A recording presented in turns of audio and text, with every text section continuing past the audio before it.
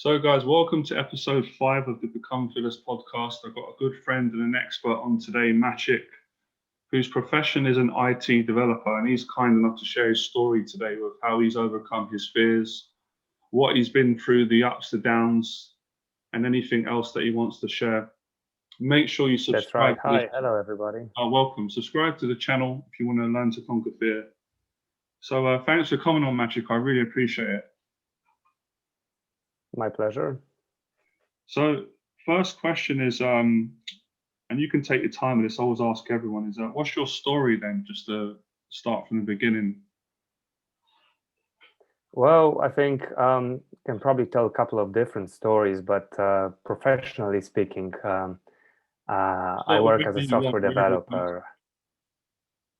Sure. Um, well, what is my story? My name is Maciek. I was born and raised in Warsaw, Poland. When I was about 20, I came over to UK. I moved into London, and I'm about 36 now. And I've been working as a software developer most of my life, all of my professional life. I never had any other paid job. And yeah, I would like to tell you more, really. So that's great. So I'm imagining to state the obvious, right? Because on this conversation, this podcast, no fear is silly. You know, there's no like, oh, that's a small fear, that's a big fear. Fear is fear. People struggle with it. So that must have been a big fear, obviously, for you to move from Poland, come to a new country, jump in the deep end. How did you overcome that fear? I know people that have done that. I know how scary that would be moving to another country. So it would be great if you could talk about your experience because one way or another, you managed to overcome it. You're here. You've been here for a long time. You created a really good life for yourself. So how did you do that? What made you do that? How did you get yourself to face that fear and actually do it? Fantastic question. Well, I think in my life, I had a little bit of back against the wall situation in my life. Mm, Um, I wasn't really very fortunate when it comes to the upbringing. My parents were divorced, and I didn't really get much attention. So I think that I'm coming from like in terms of the income from like a middle class family or lower middle class, mhm. and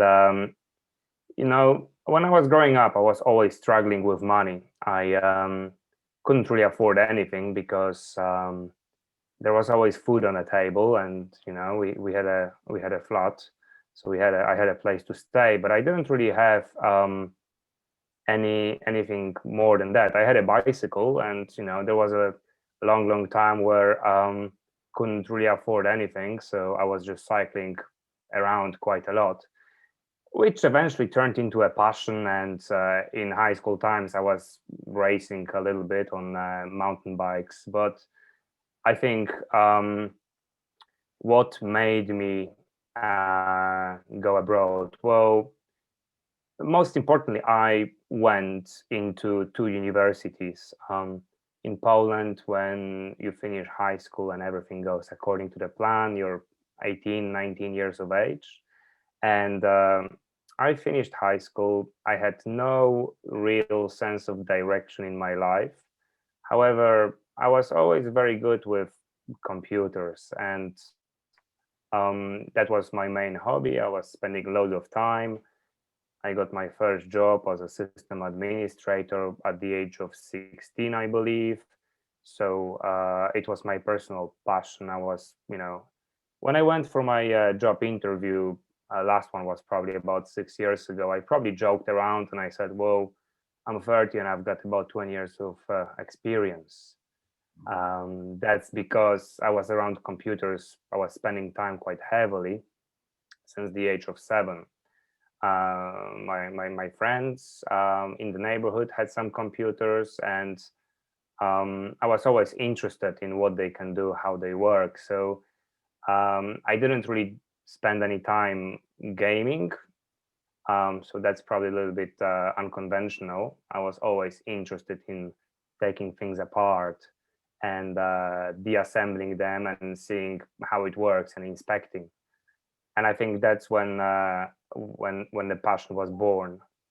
And I had a couple of role models probably in that direction in my life. And yeah, primarily, didn't really have many other choices what to do. So I was spending more and more time with computers. And yeah, as such, I don't really believe in a thing called talent in life. I believe in hard work. I believe that what you do quite a lot, you eventually get very good at. So I had loads and loads and loads of practice to the level where when I was 18, 19, I think I got into 2 universities, and I've quit the first one after 2 weeks, and I spent a whole month in the second university. And, I just looked around to see. I was trying to work out what's the plan for the next 5 years. How am I going to study computers? And there was nothing computer related over there until year 4 or 5. So I said to myself, well, I guess I'm done studying, because all I wanted to do was to build software, get a good job, and make some money to have a good living. So I think that was the motivational factor. You see, I really wanted to get a good reputation, get loads of experience, do interesting things, and I didn't really look back, professionally speaking. So yeah, when I said I had my back against the wall, I didn't really have many other options than to move, because back home in Poland, I tried to find a job, and I guess I tried hard, but maybe I was a little bit unlucky. But I got that feeling that I didn't really fit the local market. Nobody really wanted to give me a chance. So I had a girlfriend at the time, and that made it a little bit easier. And both of us, we moved to London, and that was scary. That was loads of unknowns, and everything was intimidating. I came over without good command of spoken English. I came over virtually without any savings. I came over without any connections, and I didn't have a university degree. So the start was quite difficult. But then I think I had this vision that this is what I'm going to get, and I never considered any other jobs whatsoever. And I carried on plowing through. I was sending loads of CVs out. I was mentioning my experience I had so far, which was probably very good for the age, because I was doing loads of things. It just happened that none of those things were done and achieved through paid jobs. But I think I had 2 interviews. I got 2 interviews within 2 months, and I think they both liked me, and I selected the first job. And that was a nice small company, which employed probably about 10 people, and they just gave me a chance. They said, okay, all right, well, I think that if you join the company, and we can train you up, and you're going to work hard, you're going to really enjoy it, and you're going to do a lot of good work for us. So we went ahead with all that, and I think in the very end, I spent 5 years with them. So it was a win-win situation, because I managed to get a good job. Well, I managed to get a job in my profession, which was everything that I wanted to begin with. I was probably lucky enough to never ever had a job that was not related with what I really wanted to do. So that put me in a good position, because time became my ally, and over days, weeks, and months, and years, I was getting loads and loads and loads in practice every single day. So I think eventually I got to a place where I'm quite happy with at the moment. That was brilliant the way you answered it. So many answers within you telling your story. And what I got from that, if I could kind of break it down into practical steps for other people that want to do something similar or any fear in their life, is it was the motivation and the love for computers that you had, which gave you the driving force to face that fear, the unknown, to go through the difficult emotions that all of us have to go through if we want to conquer our fears. And it was the vision, the motivation, obviously having the girlfriend. So I think that's a big part of what drives people. The more I interview people, I learn that what gets people over a lot of difficult fears is they've got the motivation to want to do something, or something that you enjoy, you want to extend on. So I was going to ask you, how did you find out about the vacancy in London? How did that come about? So you couldn't find an IT developing job in Poland. Was you actively looking for one, or did it just come up because you were focused and you saw it in London? You thought, well, I'm going to try and get that job in London. I'm just curious about that. Sure. So I moved first. I switched countries. I moved into London, and it has taken me about 2 months of active job hunting to get through to some interviews. And I think I was having very high levels of determination. So I was not considering any other options. And when I look back, I think that was a little bit strange, because I think I had this vision and I had this inner certainty, which they say that if you want to make a choice, making a choice is all about just not considering any other options. So when I look back now, and that's probably maybe even the first time I'm reflecting on this properly, is that I don't think that I had a moment where I considered that, oh yeah, I'm just going to do any other job and then we'll see how it works out.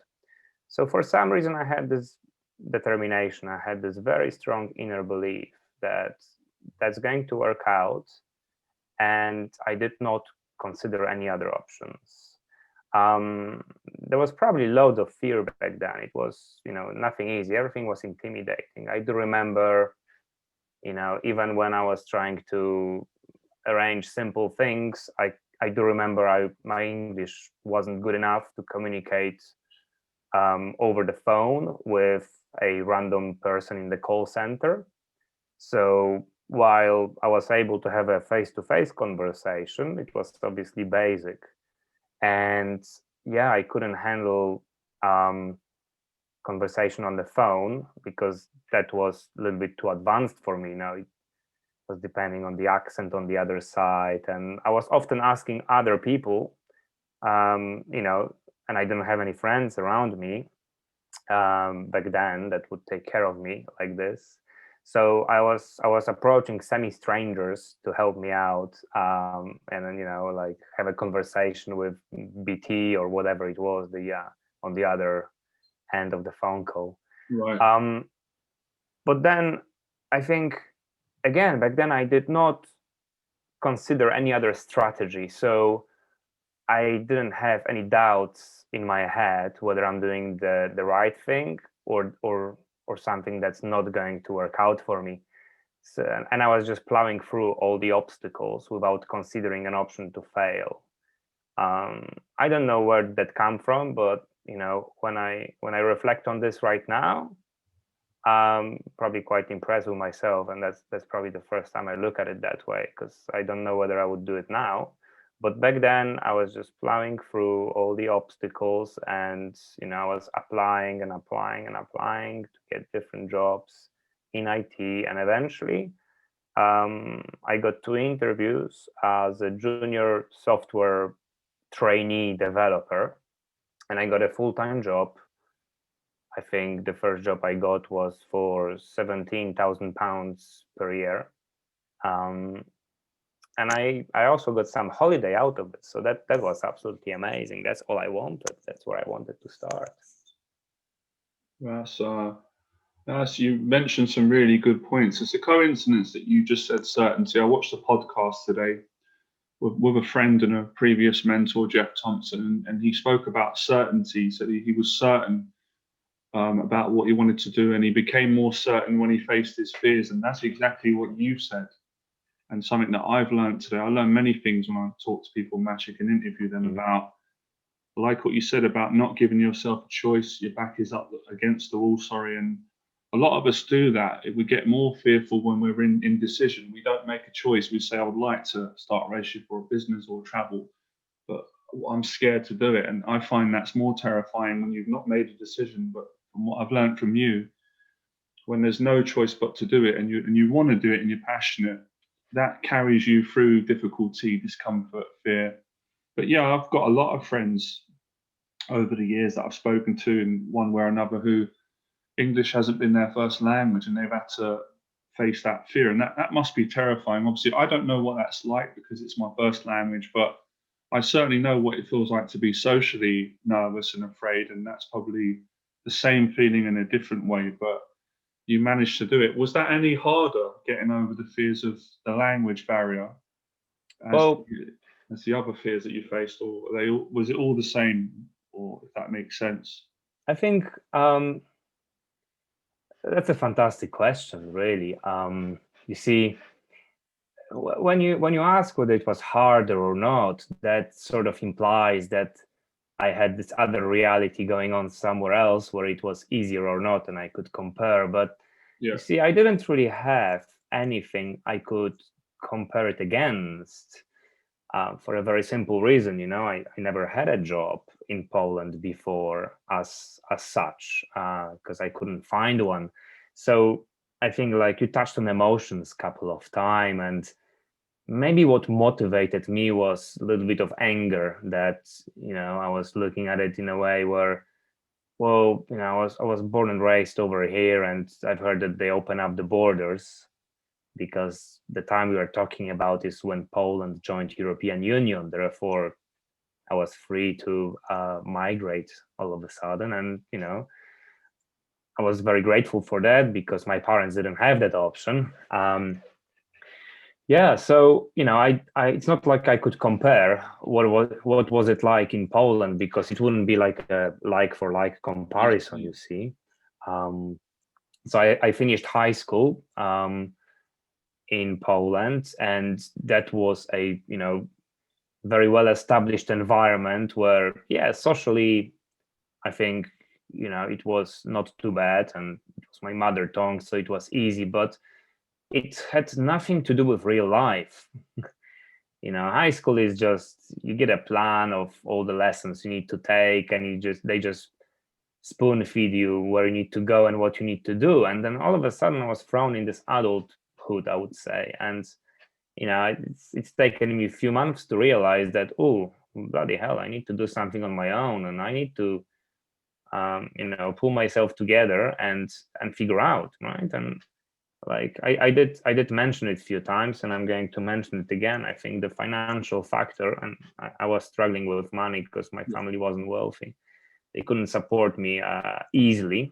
These days a lot of my I worked out that loads of my friends from high school, they had it a little bit easier maybe, but others didn't. So I wouldn't really blame anyone. And somehow I started trying. And by trying, I probably found all the ways. It didn't work in Poland, and I decided to try something somewhere else. So that was the motivational factor, I would say, anger. And I think I was angry that I just couldn't do what I knew I was quite good at, where I was born and raised. I felt it was silly.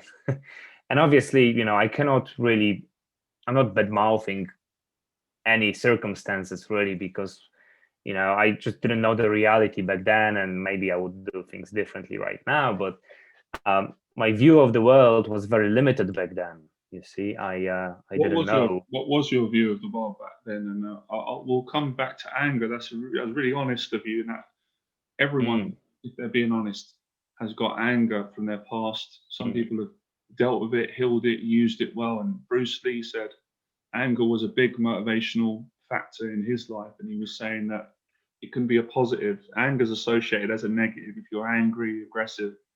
But if you use the anger as you did, we'll come to that. But I've just gone off topic now. I had the other question I was asking you, and I just forgot what it was. That's all right. We can go in a few different directions, really. Yeah, just it's completely gone. Actually, I want to ask you this question. For people who don't know, can you just kind of summarize and break down what is an IT developer? What does it entail? I don't know much about it. I know a little bit because I want to educate people on this podcast as well. It's not just about conquering fear; it's about getting to know people, improving your intelligence. So, if you could kind of just summarize what is an IT developer and why are you passionate about it? Because I'm generally curious as to why, like, what's the attraction to it with you? Because I don't know much about it. So more than happy to explain. I think IT developer is a person that uses computers to do things, to achieve things, to make them fulfill certain tasks and do the hard work for them. So this is a next level of automation if you think about it, like we've got factories and we build cars in factories. We no longer do those things by hand. That's automation. yeah. And same thing happens within the computers. And in a matter of fact, in the car factory, we've got loads of computers these days, and somebody needs to write programs, computer programs, software, so the machines know what to do. So there are loads of different types of software developers. There are loads of different types of programming languages, depending on the platforms. So just to name a few, I've got a Mac in front of me. I use a MacBook, and don't know what laptop do you have, but it might be more like a PC with Windows or a Mac. And Ancient. yeah, but ancient is good. My one's ancient.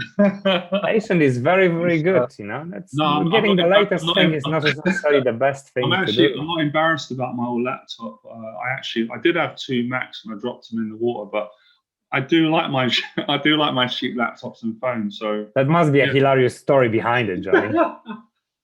Well, this podcast is about you, so I'm not going to start. Maybe for another conversation. All right, another. Basically, I dropped two Macs in the water. Don't ask me how in Trafalgar Square. No, they were £1,000 each. They both broke. And I should have paid and got it fixed, but I gave it to a friend for a gift, and he used it. So, and yeah, my mum got me this, and I've enjoyed it anyway. Long story short. Well, sorry to hear that, because it sounds like a loss, but don't be I'm sorry. glad that you managed to overcome it. It was a long time ago, and it's been kind of good. Right. Yeah, it's not been a thing. So it happens. Exactly. So yeah, so a software would be Mac. So things like Windows. Well, yeah, if we just put it in a perspective, really, I mean, these days we've got the phones. You've got an iPhone, and I might, as a software developer, I might write a application for my iPhone, so I can check the weather or check the stocks, or I might write a dating application, or I might write financial application, or an application that would check my emails and do something about it. All sorts of applications for a phone, but equally for a computer. So you've got like Microsoft Word and Microsoft Excel, and if you think about whatever is the button you click on a computer, somebody had to develop that button and all the things that happen behind the button. So that neatly brings us to the websites, and I specialize in building websites. I build web applications. I can build a mobile application. I used to build desktop software, which is programs that run on your computer, but I moved away from that a couple of years ago because the internet fascinated me too much, and I really wanted to make things interconnected and one thing to talk to another thing, or to multiple different things. So I write applications, and most of the things I do are not publicly available because I do that for the companies that I work for. But some time ago, I used to write things like I wrote a search engine for properties. So if I don't know, I'm going to use those names because these are very popular things, like Rightmove. They've got a fairly decent application on a mobile phone, so you If you're looking for accommodation, you want to rent or you want to buy, then you specify what are you looking for and what is the radius of your interest on a map, and it just finds you all the properties that are being advertised. So, that's what I do, and that's what a lot of software developers do as well. But then, just to finish off the topic of software development, loads and loads of other disciplines are available. So, for example, everybody knows that website called Google, that search engine. And if you go to Google now, you don't really see much on the screen because it's just like a box, and then you've got a text box with a button, search button. And when I use this expression that somebody had to write this button, in that case, you're looking at the probably biggest, most advanced company in the world doing search engine.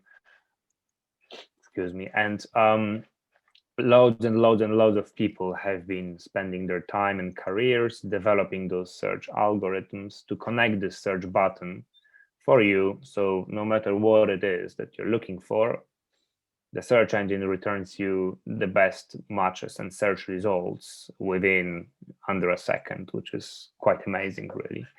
And then I could move on and go to other subjects. Like if you look at the brand new car, Tesla, it's becoming self-driving vehicle because it's not so much of a car as a giant computer these days. So obviously, when I personally started like 20 or 25 years ago, we didn't even have visions of technology like that back then in terms of my surroundings. But these days, I think this is why a lot of people think that software developers and IT jobs in IT are in general a sensible and decent career to be in terms of job stability, because if you look around, you see nothing but computers, and they're big computers, small computers, cloud computers. But maybe just to finish off, every single time there is a computer, somebody needs to write software for it. And I think about computer, that's a tool for me. Itself, it doesn't really do anything. Somebody needs to write those things that make it do something. So right now we are having a video conference. We are using one particular application, and you're recording this, and that's a fantastic solution. But computer wouldn't do that without this software. And then you're going to use another type of software to perhaps edit this video if we talk for too long, trim it down, put your logo in front of the video, and put it on your website. So you're going to use a whole variety of software. Every single piece of software is a small tool to solve a particular problem in order to increase your productivity, just like a factory. Automation in a factory is to build more cars more quickly with a better quality of the product. Wow, you're so passionate about computers and software. I kind of didn't expect you to make me so passionate about it. I've never heard someone explain it in that way, and you did it in such a simple way, even though I know it's quite sophisticated. But yeah, all those things I actually know and I'm personally interested in. So I was just curious. You mentioned about algorithms. So because you're a software developer, obviously you understand it. Just for example, conversation's sake, on YouTube, then you've probably got a good understanding of how the algorithm works, the analytics, the way that certain videos get more views at certain times. And I'm personally fascinated with that. I never thought I would be someone that is not into that world like you were initially, but because of doing videos and teaching and putting videos out, you don't get forced to, but you've kind of got no choice to learn these things. Then you get more interested and you start learning about the words, and when it's something that you've got to use every day. So that's really interesting. There's quite a lot of stereotypes, as there are with everyone. I suppose on this show, I didn't realize directly, but I'm also inspiring people to break certain stereotypes, and I've broken out a lot myself. There's usually a stereotype that IT guys are very shy and withdrawn, and obviously that doesn't appear to be the case with you, Maciek, and I know that I know you. So I hope I didn't offend you by saying that, but I always try and be honest when I speak to people and say what I feel, what comes, make it interesting. So, what's your response to that? Because I've been stereotyped many times, and the stereotypes have been really inaccurate. But I suppose we've all done it at some point. Like you said before, a banker, doctor, an IT guy, a coach. But I suppose a big part of becoming fearless and growing is if you want to, you can break out of certain stereotypes. So it doesn't mean because you're an IT developer or a coach that you can't be an artist or you can't drive a bike or you can't do other things. But I think because of the world we live in, obviously not everyone, but it can be quite closed-minded. People, it's like if you do YouTube videos, people can think a YouTuber, that's all he is, but they don't realize he's a human being, he's got family. That's right. So I went really deep there, but I like these interesting conversations. So Sure. what's your take? Did you have to kind of overcome that as well? Because everyone watching this show will either be going through some kind of stereotyping that people have put on them, or they would have overcome it, or some people might not even be aware of it. And I don't want to get into negative conversations, and I don't think it is, but I think it makes sense of what we're talking about today: transformation, inspiring people, educating, etc. Yeah, fantastic. So, gosh, so many things. I don't really know where to start. I know I throw people on the spot, start but at the beginning. yeah. Yes, there is a stereotype, and I think the stereotype is extremely strong.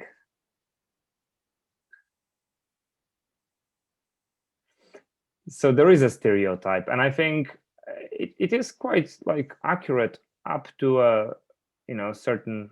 There is a point, and the point I would like to make is, well, I think that most of my friends and colleagues from work, most of people in my field, they are introverts, and I don't really believe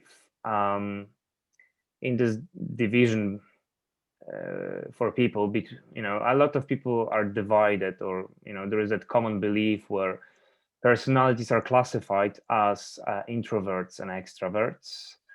And I think I've been a victim of that for quite a long time until I decided to disprove it. And if you were to ask me that binary question, then I would say yes, I'm definitely an introvert, right? The way I look at it is that, well, I recharge, I recover on my own. So like my definition is that, typical extrovert is that person that probably recovers energy levels in a company of multiple people, and I'm the opposite. I'm an introvert because I feel the most comfortable with myself, if not alone, then with one or two friends. And I can get a good group of people together, but then it's great because I know all of them. But yeah, I often I am quite shy, but I don't think that I come across as a person that's shy. And I think like 5 or maybe even more than 5 years ago, I kind of realized that well, it's a certain personality trait. It's a feature of character, and I realized that it's a little bit fluent, because I realized I had better days, worse days, and then it just brought me to a conclusion where I think that it's a skill, and it's a learnable skill, just like social skills are learnable, and human interaction skills are learnable. And I think that I'm going to be quite blunt on that. I think that majority of people in IT, they're not people. They are introverts, and that's their very nature, which is perfectly fine because that's my nature too. Mm-hmm. But I did make this conscious effort to learn social skills to a level that allows me to enjoy my life a little bit more, and that ironically improved the communication at work massively. So it was a win-win for me, because in the very end, I started to operate much better, in much more authentic and efficient way at work or when I perform my profession, and outside when it comes to regular human interaction. So yeah, I think that there is that stigma, and I think that there is that label that unfortunately is probably quite correct for most people in my profession. And, like, it's also a male dominated profession. Unfortunately, that's what the statistics tell you.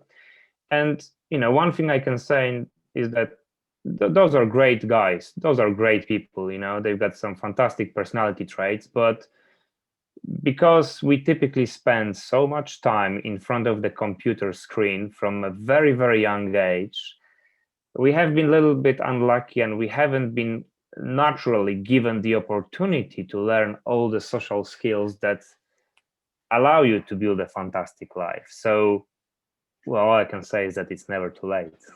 No, that was brilliant. Like my question, that was such a long-winded, great answer. And yeah, I've met loads of IT program and developers, and they're really outgoing. They've been outgoing with me when they felt comfortable. I'm an introvert as well, without stereotyping. There's nothing wrong with being introvert. I think most people that will be listening to this podcast show will be introverts, and there's nothing wrong with that. So I was also thinking, you spoke about programs that you build on the computer. Would you agree with this? In the same way that you can build a program for an application or a website or a WordPress, you can also build a program in your own psyche. So obviously, we've all got fears and insecurities. We've got certain voices and patterns that we've had since childhood. But if we really want to, and from your story, you've done it, I've done it, many other people have, some maybe haven't because of fear they might after listening to this. You can actually, it's not easy, but with skills and practice, you can build a better software in your own head, in your, with your self-confidence in the way that you think. Do you see a link with what you do with building programs on a computer to make them function and achieve a certain task?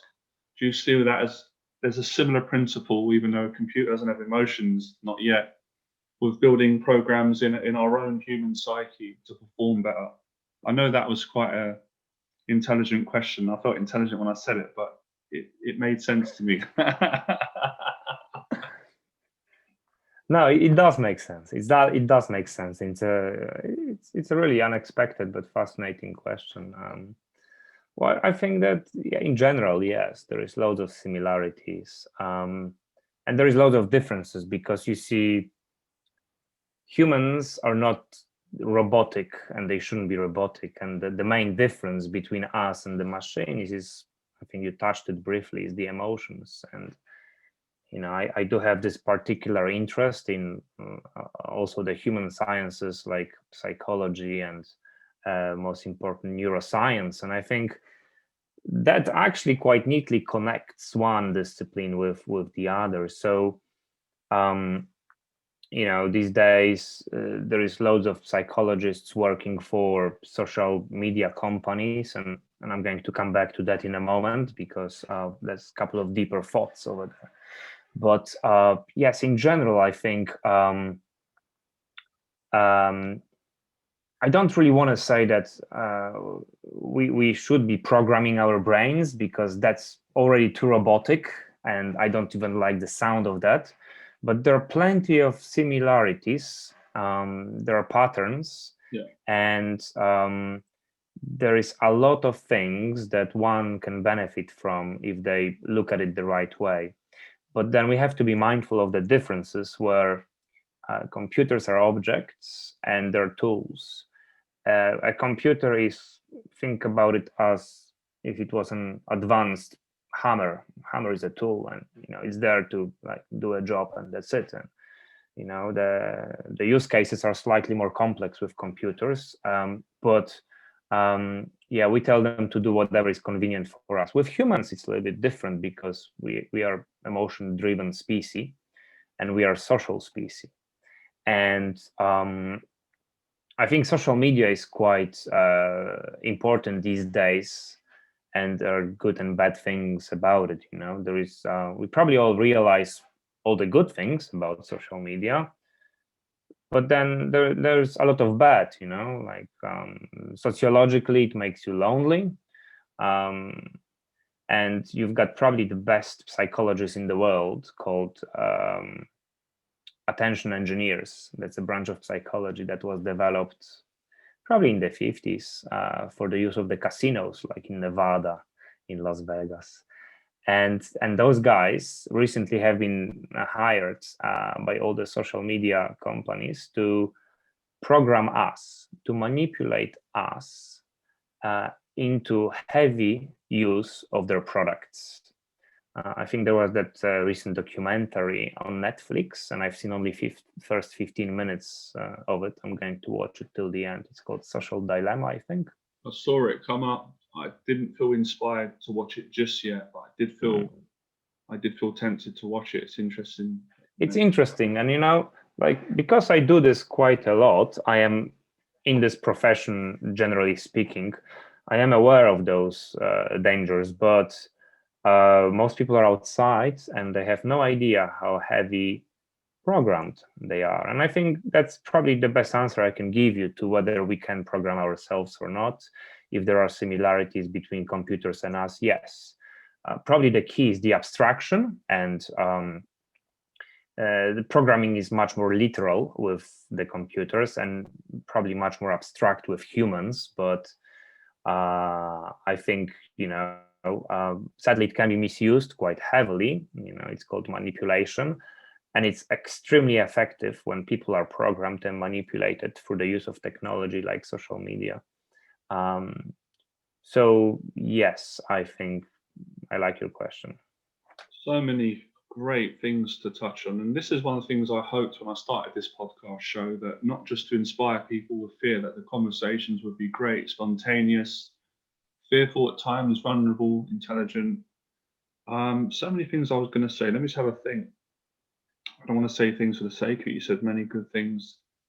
So that's interesting. So obviously you've learned through IT developing and computer programming, you've learned about psychology and manipulation and marketing. And you mentioned, I can't remember the name, but the top psychologist that their social media using. The attention engineers. It's called attention engineering. It's when I can look that up.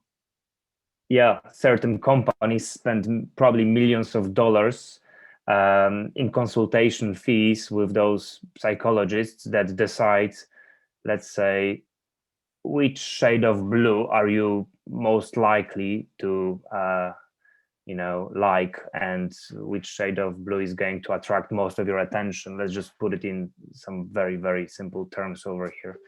Obviously, the science behind it is fascinating and complex, but I think it's very important to be able to simplify things when you explain them to other people, because I'm in the field and most of your audience is probably outside. So some of the examples I'm going to be giving, they're great. Ridiculous, but it's concepts. One of the ethos on this program is to educate, motivate, inspire, give people the tools. So even if it's really complex and it challenges people, it's good, because that's how you learn. They might not get it today. I've learned loads today already from talking to you, things that I didn't know, some things that I did know.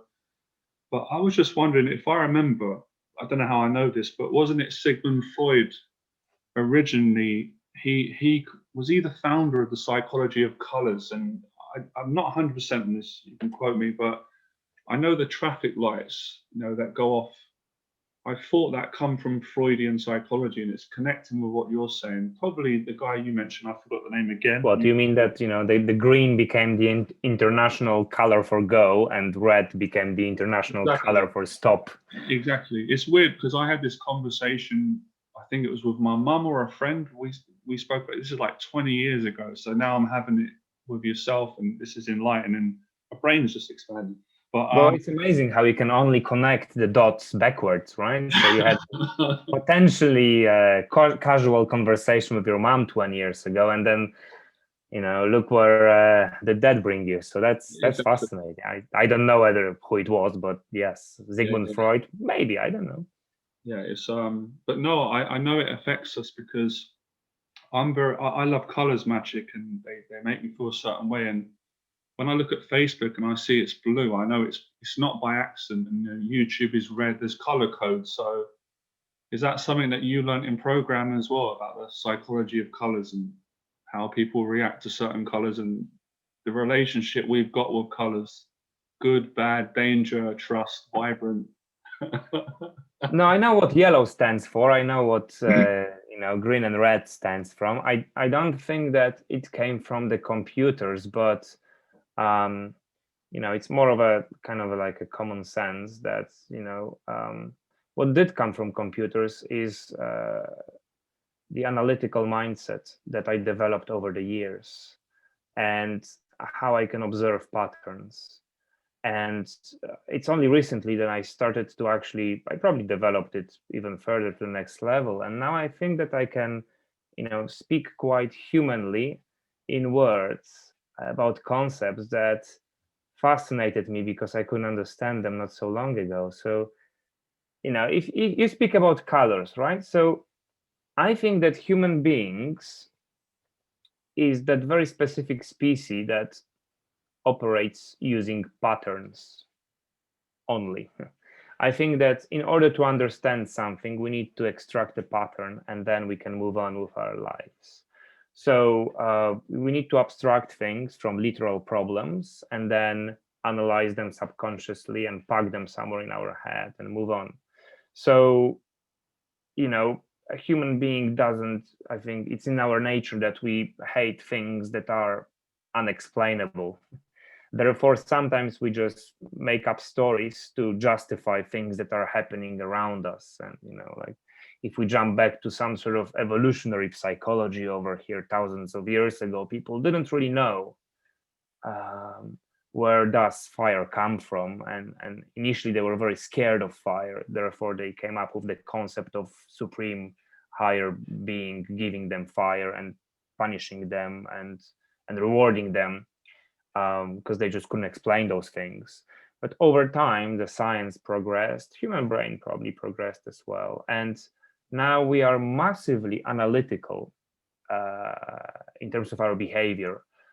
And people who are more analytical than others, they can lead, they can discover, they can describe a little bit better, and others tend to follow, which is, I believe, quite interesting. Yeah, that's interesting. Moving I on think to that I drifted another. away a little bit. No, that's great. It's good to go on different topics. What tips would you give someone that wants to face one of their fears, Maciek, or several fears, even though you've kind of shared it with your story, but specifically, if you used to give like exact concrete tools that someone could go and use today that are practical and that could work for them, what would they be? I would say practice makes perfect. I don't really believe in absolute perfection, but I believe in staying in line with reality, not the one that's in your head, where that's mostly where the fantasy lives on what you can do and what you're capable of doing. That's the fantasy. I would say practice makes perfect. I would say just do it and see what's the end result, and then analyze whether the result you achieved met your expectations, or whether you need to perform the experiment again. So that's basically the principle of learning a new skill. Whatever is the skill, you just have to do it a lot, over and over and over again, until you eventually end up in a position you wanted to be in the first place. So whatever it is, if you want to do surfing, you just need to get out there and hit the waves and go to the seaside and get a board. And then you will do it wrong. You will do it incorrectly. You will make mistakes. So I suppose embrace your fear, because you will fail a lot and just need to find a way to learn how to love it, because that will come back to you every single time. And like, I can speak from my own experience. Every single time I do something that's important, if I feel fear, then I know it's a signal that it's a meaningful matter to me. So I reversed it. when I realize I'm a little bit afraid of doing this and that, then I know straight away at the back of my head that I'm afraid because I'm probably not very good at it, and I have this ego and image of me possessing this particular skill, let's say, at the back of my head. But that's the fantasy world. And what I absolutely need to do is to act on it and perform whatever is the activity, see what the outcome is going to be, and um, and then take it from there and possibly repeat it multiple times. And that applies, it's a principle that I apply to my personal life and professional life. In IT, things change all the time, and yeah, sometimes I can't keep up about things. Therefore, I just jump in deeply into new technologies, and I fail a lot. So the bottom line is, don't be afraid to fail. I think that's the best advice you could ever give anyone, and not just being biased, because I've been saying that for about 10 years. I think deep down, everyone knows what you said is true, but sometimes people want a shortcut. They don't want to face the reality that you've got to get uncomfortable, you've got to do it, you've got to fail, you've got to keep.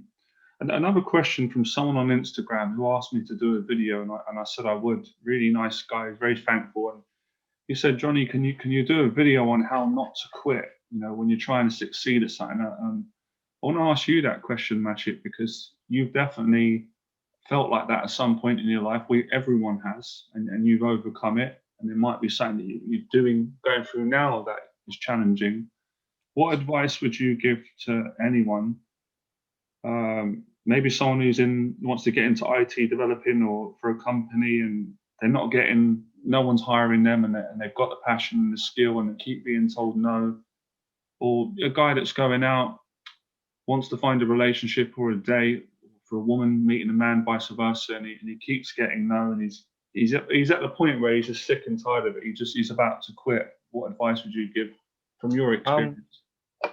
Well, how not to give up? When I feel like giving up, what I do is I project where making a decision is going to take me if I project into the future.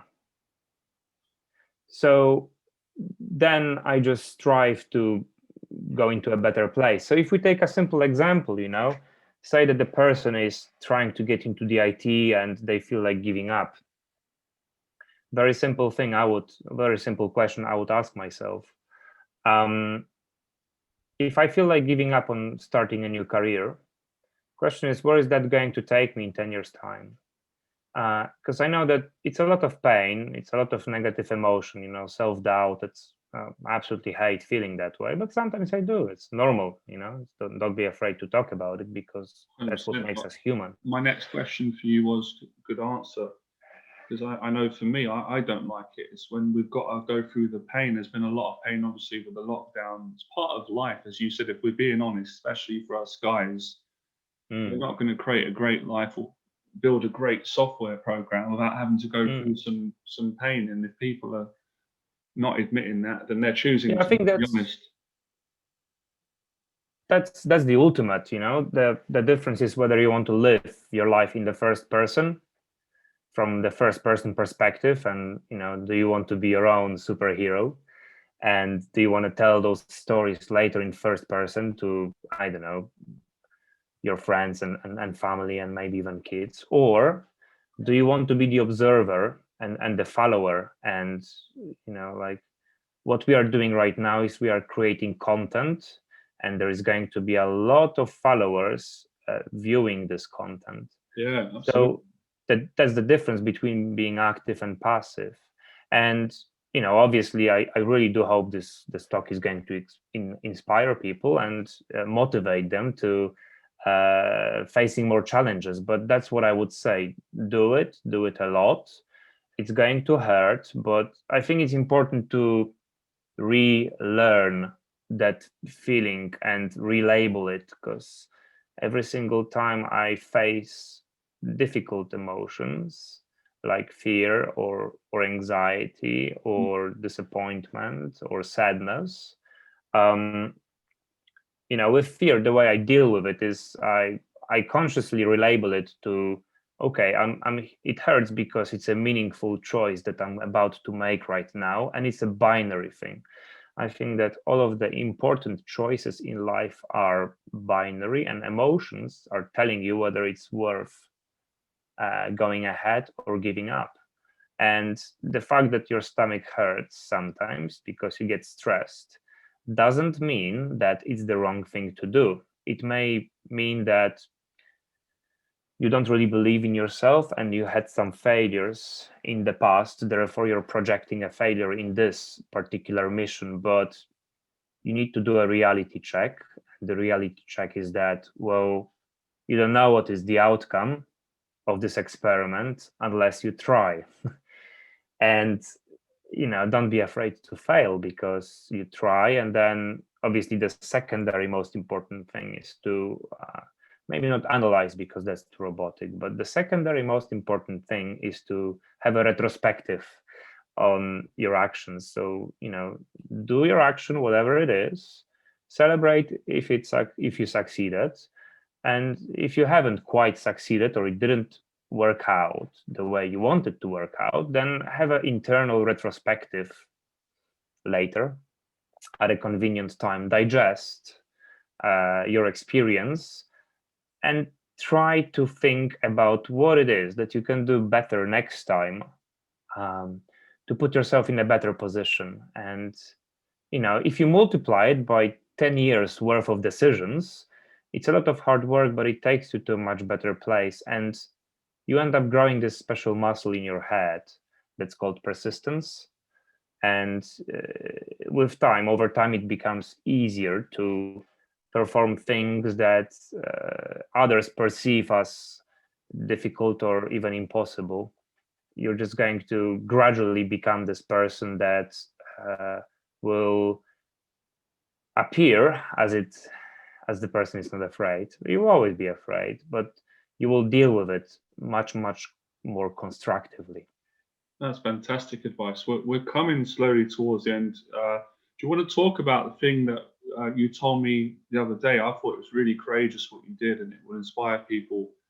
You gave, I'll leave you to talk about it if you remember. You gave a presentation. You taught some young kids. You taught a class over Zoom, and you'd never done it.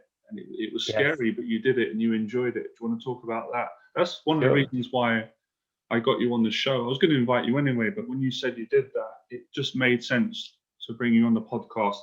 I was really impressed that you did Sure, that. Yeah. sure. Um, yes. So, couple of weeks ago, I was invited, or through the place where I work, there was an opportunity, and I volunteered for the opportunity, and then I got invited and approved. Um, Long story short, I got invited into a high school over here in London to perform a computer science class, a lesson. There was about 15 people in the class. They were about 17, I think, or 16. And I had 45 minutes of time to do a lesson, educate them a little bit on some principles. And the teacher was in the class. I was calling in remotely. I was put onto a big screen, and I was talking with them a little bit. And that was the first time I actually performed a class or a seminar or whatever it was. Very interesting experience.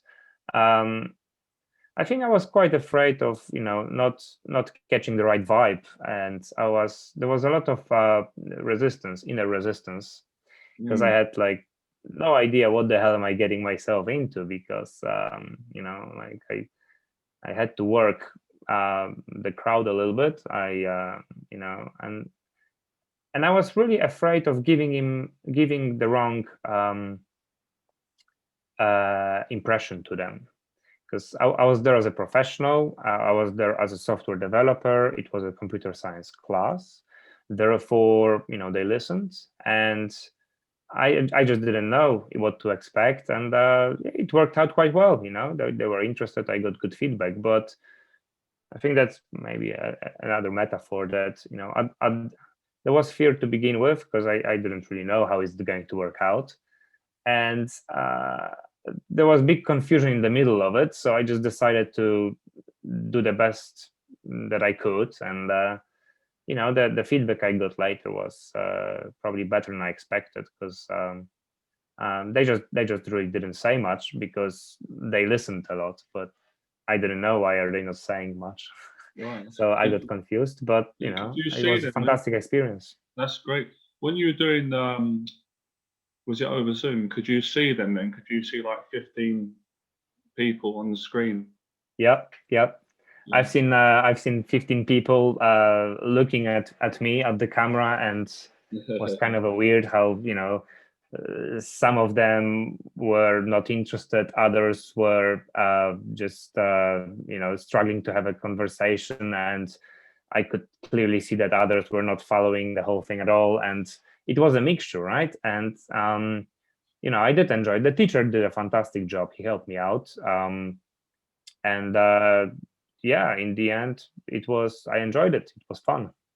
That's great. What's like because I know that kind of experience without sounding like a big head because I've faced quite a lot of fears, but for someone who hasn't done it, I'm always excited about getting someone who's never done what you've done in whatever form they have to do it, basically to face a fear, a social fear.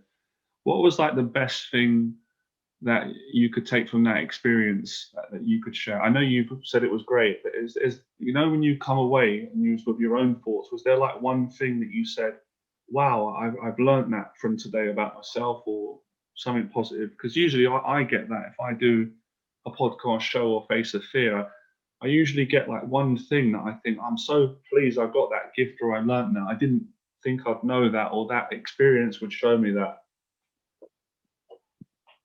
Well, I think the biggest takeaway for me was that you know, I was able to perform in front of a bunch of strangers, and all in all, they were listening to me about what I had to say to them, and it was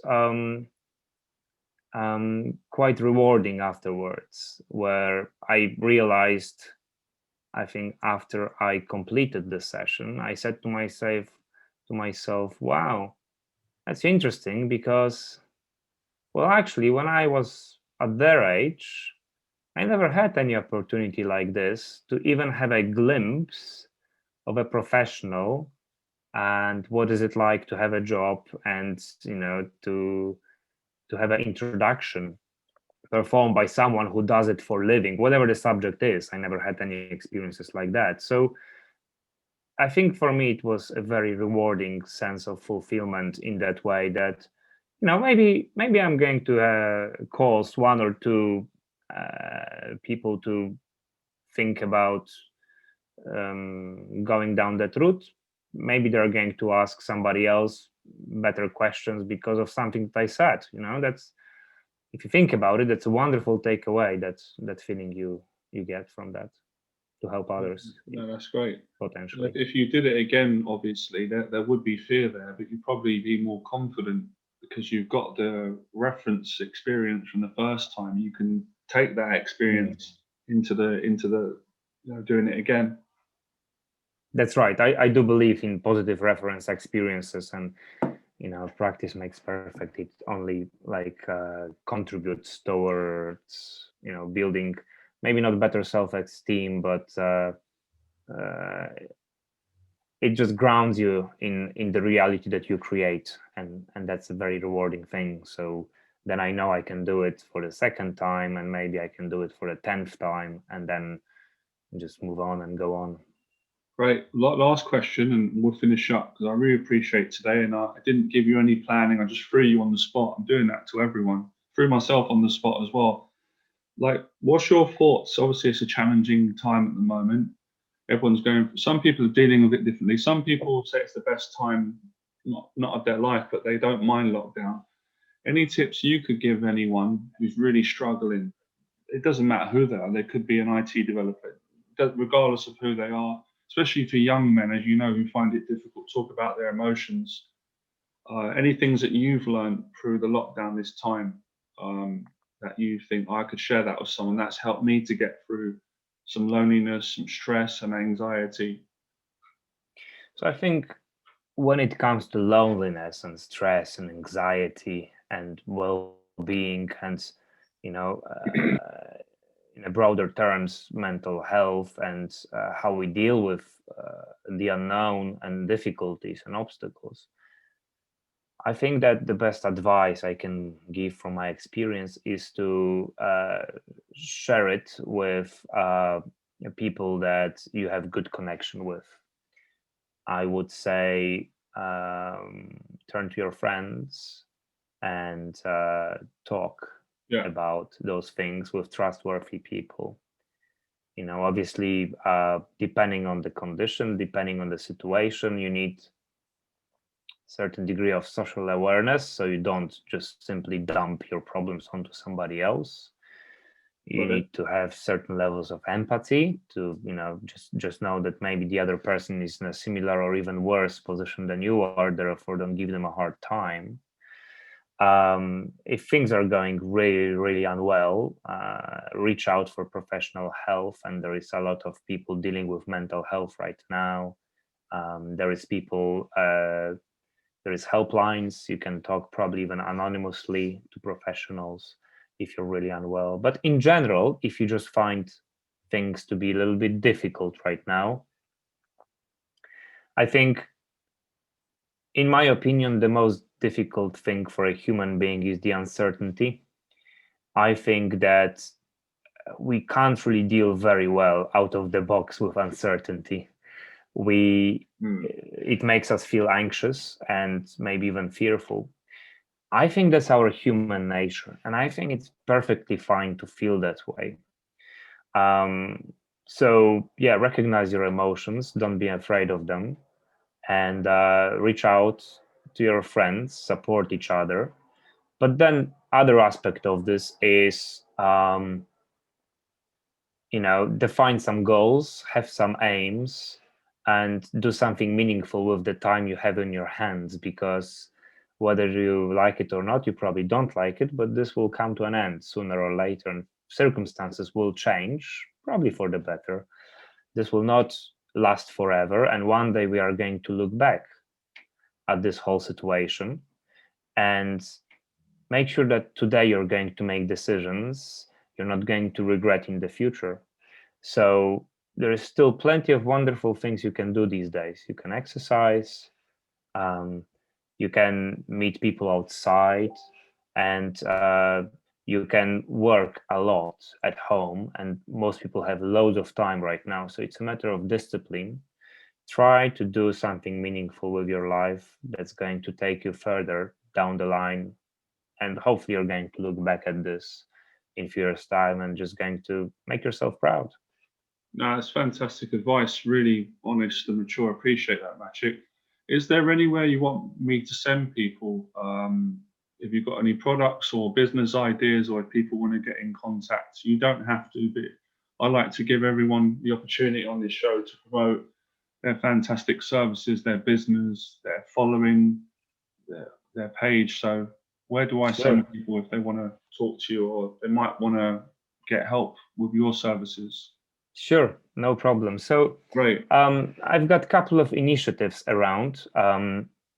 I do have a full-time job, so I'm not doing this strictly professionally. But if anyone is up for a chat, then I'm running a Instagram profile called Brilliant. Kayak Coaching. That's where some time ago I used to take people out for a trip, one day long trip around London with two kayaks, and we've been just kayaking around on the rivers. And it's called kayak coaching. So the other part, coaching, is about life coaching. So if anyone is interested in having any live conversation, then hit me up on my profile. I'm sure that John is going to put it into the description, and we can take it from there if anybody feels like talking. That's great. If you send me the link, I'll leave a link to your Instagram description and people can find you that way. But really appreciate the conversation today. Thanks for coming on, Maciek. It was brilliant. I really enjoyed it, and it's going to help a lot of people. So, yeah, I hope everyone enjoyed it today. Like, share, subscribe, and remember, become fearless. Thank you, Maciek. Thank you very much.